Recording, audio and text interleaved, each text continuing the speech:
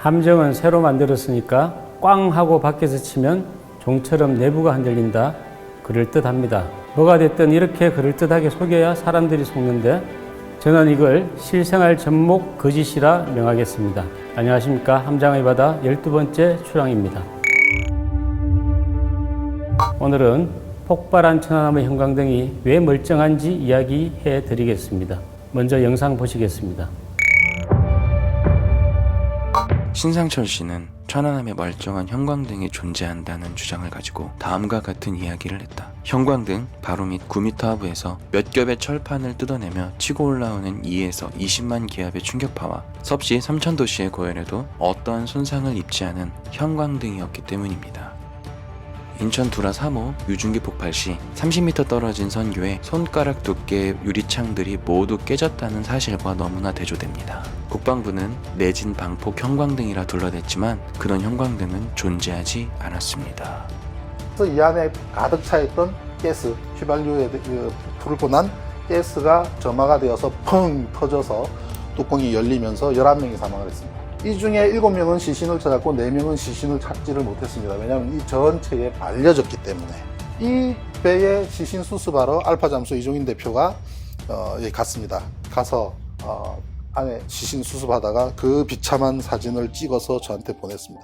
신 대표, 이게 폭발이야. 폭발이 이렇게 무서운 것이야. 신상철은 손상되지 않은 형광등을 이야기하면서 인천 두라 3호 유증기 폭발을 설명합니다. 두라 3호는 30m 떨어진 선교에 유리창들이 모두 깨졌다면서 비교 대상은 다르지만 나름 끌어와서 비교를 하게 됩니다. 거기에 각종 계기판들이 멀쩡하다는 부분도 이야기합니다. 어뢰 폭발을 견딘 마법의 형광등에 의해서 밑에서 해군 장성이 설명을 하고 있는데 이게 어떤 네티즌이 사진을 찍어서 이거 뭐야? 확대해보니까 형광등인 거예요. 어떻게 이 밑에서 어뢰가 터졌는데 형광등이 멀쩡할 수 있느냐 하고 막 난리가 났죠. 그랬더니 고성능 내진 방폭 형광등이라 그랬습니다.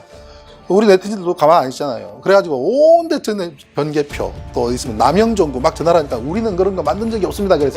그래가지고 아무 데도 만든 데가 없다 그러니까 그때부터 우리 국방부는 열흘 동안 침묵합니다. 대책이 없잖아요. 그냥 침묵합니다. 그 다음에는 이 여기 보면은 각종의 설비들이 있어요. 계기판들이 있는데 그 계기판에 조그만 게 전부 다 유리 뚜껑도 있어요. 깨진 게 없습니다. 특히 서재정 교수는 함정은 새로 되어 있다면서 종에 비유하면서 충격파로 선박한 계기판들도 다 흔들린다. 그러면 형광등과 스피커까지도 멀쩡하다 이야기합니다. 함정은 쇠로 만든 거니까 이런 충격파가 꽝 치면은 이 종을 치는 것과 같습니다. 띵띵 하는 거죠. 그러니까 띵 하니까 한 부분을 치더라도 선박 전체가 흔들리죠. 그 선박 전체가 흔들리면서 이 선박 안에 있는 계기들 이런 것들도 다 마찬가지로 흔들리게 됩니다. 근데 이게 엄청난 진동이기 때문에 안에 있는 계기나 뭐 이런 것들이 다 떨어져 나가거나 계기판 유리도 깨지고 유리도 형광등도 깨지고 뭐 안에 있는 그 뭐 전자기계 뭐 이런 것들 나침판 이런 것들이 이제 완전히 다 손상이 돼야 되는 거거든요. 근데 이제 그 천안함 내부 사진을 보신 분들은 알겠지만은 순간적으로 김어준 씨도 한마디 거듭니다. 형광등이 다 그대로 형광등조차 그대로 있고 또 심지어는 뭐 이런 스피커 같은 것도 떨어지지 않고 그대로 붙어 있고. 일반적인 분들이 생각하는 형광등, 길고 가늘고 매우 약하다고 생각들 하고 계셨을 겁니다. 어쩌면 이걸 이용한 것 같습니다. 여기에 더불어 일부 네티즌들도 정부회사의 문의를 통해 신상철 씨가 이야기하는 내진 방폭 형광등을 만들지 않았다라는 답변을 받았고 이에 국방부가 대응하지 않자 국방부가 할 말이 없어 침묵했다고 합니다. 사실 당시 국방부는 내충격 방폭 형광등이라고 말만 하고 실물도 보여주지 않고 넘어갔습니다. 사실 대다수 분들은 일반적인 형광등을 생각해보면 길고 얇은 유리로 된 전구이지 그 전구를 끼우는 전기구까지 포함해 떠올리지 않았을 겁니다. 네티즌들이 국내 전구 생산업체에 전화를 했고 업체들은 만든 적이 없으니 당연히 만든 적 없다고 이야기했을 겁니다. 여기서 짚고 넘어갑니다. 서재정 교수가 말한 종효과, 학자로서 부끄러운 명백한 유사과학입니다.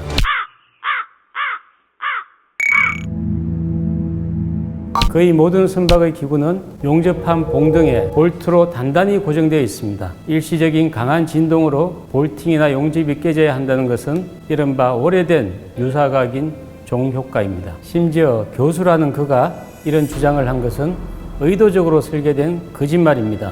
실제 유홍준 작가의 저서인 나의 문화유산 답사기를 보시면 범종 안에 들어갔더니 밖에서 범종을 쳐도 아무 이상 없었다라는 말이 나옵니다. 특히나 선박에는 파도에 의한 충격 등에 견디기 위해 방폭 형광등 기구가 설치됩니다. 국방부가 설명한 부분이 뭐냐 하면 방폭 등기구를 이야기한 거고 형광등이 아니라 등기구 전체를 의미하는 겁니다. 심지어 방폭 등기구와 더불어 형광등은 구조적으로 충격과 진동을 받지 않도록 격벽에서 떨어져 있으며 충분한 내진과 내충격 설계가 되어 있습니다. 우리 조선 산업을 이렇게 허술하게 생각하고 있을 줄은 전혀 몰랐습니다. 일부 네티즌들의 오인과 신상철 씨의 거짓말과는 달리 방폭 등기구는 실존하며 해당 등기구는 방탄유리의 재료로 쓰이는 폴리카보네이트로 만든 커버까지 씌우고 있습니다. 심각한 건 신상철 씨도 분명 해군 생활 중 해당 형광등을 봤을 텐데 자신이 군 생활 중 보고 들은 것도 부정을 하는 거죠. 심지어 지난 1987년 시행된 선박 설비 규칙에서도 방폭 형광등이 등장합니다.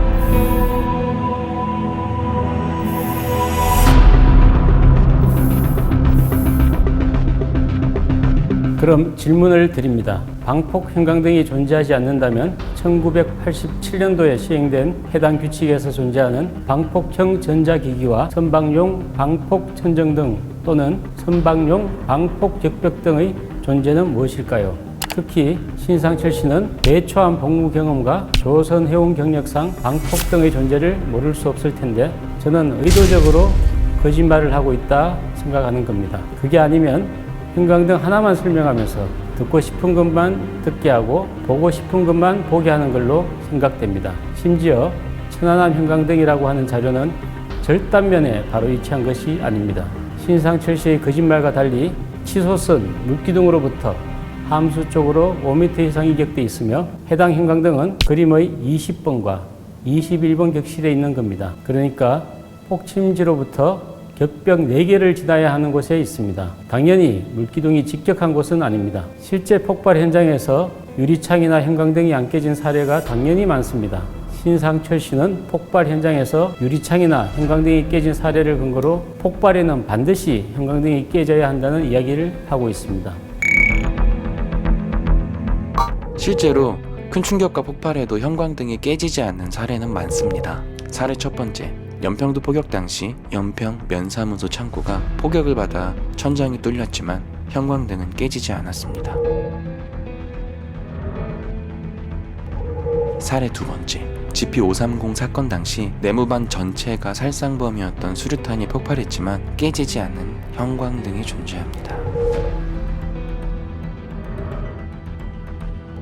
마지막 결정적인 사례로 어뢰에 2발을 맞은 USS 파이프함의 절단면을 보시면 다음과 같이 아주 멀쩡한 방폭등이 존재합니다.